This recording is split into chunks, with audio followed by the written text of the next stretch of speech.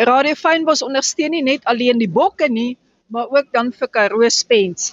En kyk, wat is hulle nuutste? Hulle het ramsteak en sirloin. So wat is nog nuut by julle, Ursula?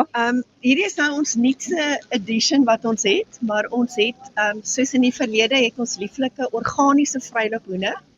En ons het fantastiese kudu patties met skaapvet, ons het kudu wors met skaapvet en dan het ons kudu maalvleis wat geen vet in het. En dan natuurlik nou hierdie ramp en sirloin is graasvet en ja, dit al baie goed verkoop, is baie lekker vleis, asseblief. Kom op 'n Saterdag, kom kry julle vleis, die pryse is goed en die vleis is heerlik. Ja, en om net vir julle te sê, dat julle regtig betyds moet kom, want laas Saterdag was hulle uitverkoop. So Ja. wat sê dit vir jou? Dit sê vir jou, dit is goeie vleis. Amen.